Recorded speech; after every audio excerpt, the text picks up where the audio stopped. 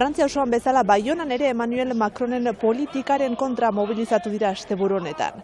900 pertsona elkartu dira hauteskunden emaitzak errespetatu eta gobernu ezkertiar bat aldarrikatzeko. Arratsaldeon ikusentzuleok gaurko saioa uztaritzetik agurtzen dugu hemen bertan iragan baita lurraldea uzteko agindua jaso duen Zuraideko familia baten aldeko elkarretaratzea etorkinekin taldeak du deitu mobilizazioa. Lurraldea uzteko agindua duen Zuraiden bizi eta Azerbaijango jatorria duen familia bati sustengatzeko elkarretaratzea egindu gaur etorkinekin diakite federazioak. Azerbaijango familia Zuraiden bizi da eta duela 2 aste pasatxo kontrol batean gelditu zituzten eta baimen guztiak ez izateagatik kanboko jendarmeriara joan behar izan dute goizuntan. 12 eta 8 urteko seme-alabek 3. ikasturtea dute aurten. Erabat integratuak daudela defendatu dute etorkinekin federaziotik, bai aurrak, baita burasoak ere, ahal duten guztietan lan eginez eta herriko ekimenetan parte hartuz. Réellement et manifestement sur un parcours d'intégration. Onuragarria da komunitatearentzat eta baita eurentzat ere, lasaitasun giro batean bizi daitezkelako, naiz eta poliziaren eta administrazioaren mehatxua beti hor dagoen. Continuer, on va insister effectivement pour démontrer que horregatik, lanean jarraituko dugu diote familia honek eta besteek ainitz direlako lasaitasunez bizitzeko eurek hautatu duten tokian, euren bizia egiten segi ahal izateko.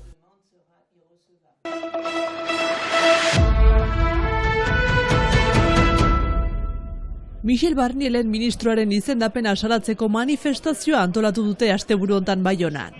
Orotara 900 lagun mobilizatu dira Emmanuel Macronen politika salatzeko. Ez dut bat ere zuzen ikusten irabazi duen alderdikoa ez den lehen ministro bat izendatzea eta gainerat hauteskundetan 4. ateratzen den alderdi batekoa.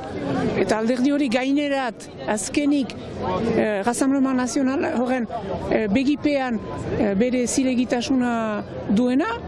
Manifestarien hitzetan Frantziako presidenteak ukatu ditu joan den uztailaren 7ko hauteskunden emaitzak eta bizkarra eman dio demokraziari. Esperantza bat sortu bazen ere emaitzekin eta kanpaina denboran hor ikusten da zinez Emmanuel Macron presdera edo zer kompromisu egiteko bere poderea txikitzeko eta bere lagunak babesteko azken finean eta guk eskatzen genuen gauza bakarra zen metatu den diru hori banatzea. Estatu kolpe soft bat bezala, ebatzi dute iragan uztailan, jendeak bozkatu duena, ez da bat ere kontuan hartua, eta ebasketa bat da. Ebasketa demokratiko bat, demokratikoki egina, iduriz legalitatearen ziortasun guziekin, baina ebasketa bat da. Politikarien hitzetan Emmanuel Macronen erabakiak ondorio larriak izango ditu eta gizartearengan ezin egona baizik ez du handituko. Colette Capdeviel diputatorentzat egoera oso kezkagarria da. Bere hitzetan eskuin kontserbadoretik datorren ministroa izendatuz ez du herria lasaituko eta herri honek lasaitasuna behar duela dio. Diputatuak gogoratu du Fronte Popularra asambleara iritsi dela. Dioenez ez daki nolakoa izango den ministro berriak defendituko duen politika. Ez daki zer egingo duen gutxiengo soldatarekin, erosmen ahalmenarekin edo erreforma fiskalarekin.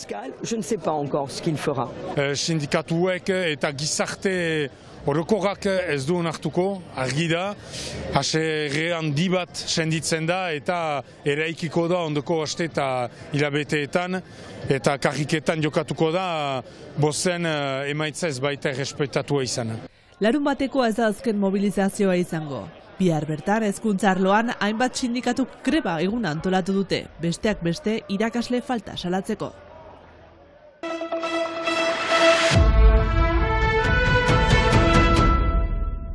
Mediku falta dela eta Donibane Loitzuneko poliklinikako larrialdiak etxi behar izan dituzte asteburu honetan.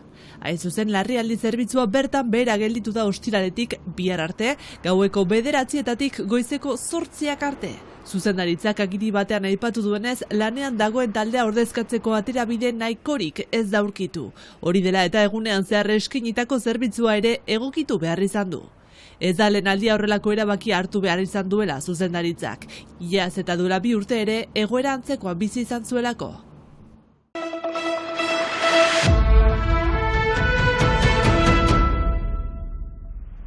Hiriburuk kultura ekipamendu berria izango du heldu den urtean, mediateka bat Lizaga izeneko jauregian eraikiko dutena. Proiektu eder bat, etzen mediatikarik Hiriburun, ez ondoko herrietan. Gaztelu hori eta eremu hori pribatuak ziren, eta lehenbiziko gauza zen horien erostia. Jakinez, gaztelu horrek baduela historian importantzia handi bat. Hortik ateatzen dira Hiriburuko jantxoak, hiruber, eta horiek dute eman herriari izena, hiruber, hiriburu, beti pribatua eta egun publikoa. Eta publikoa izanez, gero eremu hori eta gaztelu hori antolatu nahi gintuen, eta zertako ez kulturari idekia izanen den leku bat. Autobidearen eta herriaren ondoan, hiriburutaran itzentzat ez ezaguna den tokia da. Alta, herritarrak hasieratik txertatu dituzte proiektuan. Zinez, proiektu parte hartzailea izanen da, jendeak ere ginazi ditugu herriko etxeat. Kusteko apres zinez laguntzaren emaiteko, bolondresak izanen dira, ordan zanpez bete da herriko etxea. Eta gero eskolak, gazten kontselia ere, animazione zentroa, gaztekin ere, herritarrena bilakatu behar da leku hori. 7 milioi euroko inbertsioa da, gehi beste 1,5 milioi lurrak erosteko. Kultura eta euskara erdigunean jarriko dituzte hala. Nahi ginuen kulturari leku eman, eta eskolak ere berdu bere lekua izan mediatika hortako ditugu liburiak erosi eskolaz, posibilitateak emaiteko hemengo haurrer, gehienik eta gazter, atzeman dezaten mediatika hontan eskolazko liburiak, eskolazko animazionak. Haien ambizioa da kitorik izatea eta trantsizio ekologikoari ere arreta handia eskaini diote. Energia berriztagarriak sustatu eta materialak berrerabiltzeaz gain, arnasgune berde bat sortu nahi dute herriarentzat. Leku magikoa da, berdura, arbolak landatuko ditugu, batziak egiten ditugu, aurrendako jostalekuak eta ekspozizioneak egiten alko ditugu, bai barnean eta kanpoan. Eta musikare egiten alko dugu gazteluaren pasio batean eta kanpotik jendek parte hartzen alko dute mandezaun musikako pesta batean. Lanak hasiak dira eta urtebetean 2025 irailerako irekitzea aurre ikusi dute.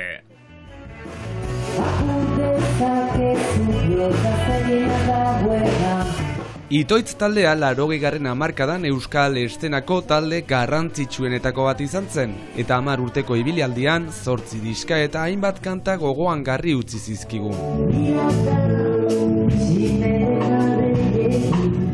Saintu Espirituko festenkari asteburuan Fosis tributo taldeak Itoitz taldeko baxujolearen ez izena, Mutriku eta Ondarru artean sortutako taldearen doinurik ezagunenak eskaini ditu.